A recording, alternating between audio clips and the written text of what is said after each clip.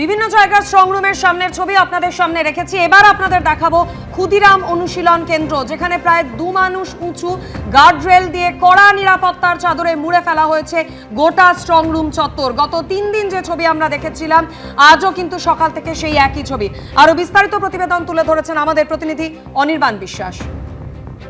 ক্ষুদিরাম অনুশীলন কেন্দ্র, যেখানে গত 2 দিন আগেই সন্ধ্যাবেলায় কিন্তু একেবারে তৃণমূল বিজেপির যে সংঘাত, সেই সংঘাতে উত্তপ্ত হয়ে উঠেছিল। তারপর থেকেই কিন্তু আমরা দেখলাম যে এই ক্ষুদিরাম অনুশীলন কেন্দ্র, যেখানে স্ট্রং রুম বানানো হয়েছে উত্তর কলকাতার 7 বিধানসভার জন্য, সেই স্ট্রং রুমের কিন্তু নিরাপত্তা বাড়ানো হয় কমিশন এবং কলকাতা পুলিশের তরফে। সেই স্ট্রং রুমে ঢোকার ক্ষেত্রে কিন্তু বড় বড় ব্যারিকেড লাগানো হয়েছে।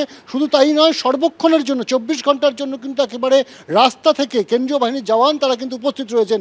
শুধুমাত্র ক্ষুদিরাম অনুশীলন কেন্দ্রের ছবি তো আপনাদের সামনে রাখবো, তবে এই মুহূর্তে যে খবর এসে পৌঁছচ্ছে, সাখাওয়াত মেমোরিয়াল স্কুলের সামনে কিন্তু উত্তেজনা।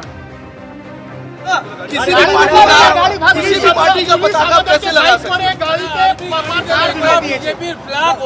দেখো, বারবারই এখানে যেটা অভিযোগ উঠছে, একটি আর্মি গাড়ি যাতে বিজেপি ফ্ল্যাগ ছিল, সেই গাড়ি গিয়েছিল স্ট্রং রুম অবধি, এবং তৃণমূলের অভিযোগ তারা কিভাবে গেল এবং তাদের বক্তব্য কি, তাদের থেকে क्या कॉम्प्लेन है अभी, क्या वो गाड़ी को देखा आप? जो आपने देखा?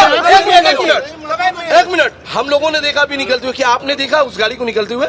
8099 स्कॉर्पियो एक्स आर्मी का गाड़ी था, आपने देखा है क्या? अभी आपने देखा? हाँ या ना सर? अभी जस्ट यहाँ से निकल। एक मिनट, मुझे बोला पुलिस क्या बोला, मुझे ले जाकर दिखाया, बोले गाड़ी को पीछे से निकाल दी है। ठीक है, मैं गया, एक बंदा को ले गया, एक बंदा को लेके गया, मैं उनके साथ अच्छा से हंस कर बात करते हुए गया। बोले ठीक है, आप निकाल दिए तो अच्छा है, बट आपके नजरों के सामने से 8099 एक्स आर्मी का गाड़ी, सामने में बीजेपी का पताका भी उतार कर वो लोग यहाँ से गए। गाड़ी रुका, फिर भाग गया। क्या मन में जब चोर रहता तभी ना भागता है इंसान?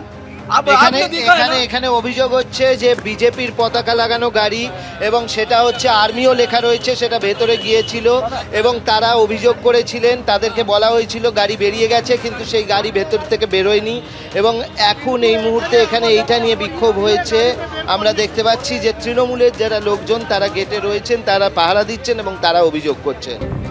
ভোট গণনা শুরু হওয়ার 24 ঘন্টারও কম সময় বাকি রয়েছে, এবং শহর হোক বা জেলায় যে ছবি দেখা যাচ্ছে, যে স্ট্রং রুমগুলির সামনে কড়া নিরাপত্তার বন্দোবস্ত করা হয়েছে। দুর্গাপুরের ছবি আপনারা দেখছেন, যেখানে পুলিশ মাইকে ঘোষণা করছে যে কোনো রকম অশান্তি বরদাস্ত করা হবে না। বিধানসভা নির্বাচনের ফল ঘোষণার দিন, সুতরাং আপনারা সকলেই নির্বাচন কমিশনারের নির্দেশ মতো আদর্শ আচরণবিধি মেনে চলবেন। কেউ কোনো রকম প্ররোচনায় পা দেবেন না, কোনো রকম হিংসা বা অশান্তিতে জড়াবেন না। নিজের এলাকায় শান্তি শৃঙ্খলা বজায় রাখবেন। মনে রাখবেন, প্রত্যেক এলাকাবাসীর উপর প্রশাসনের বিশেষ নজরদারি রয়েছে। এবিপি আনন্দ, এগিয়ে থাকে, এগিয়ে রাখে।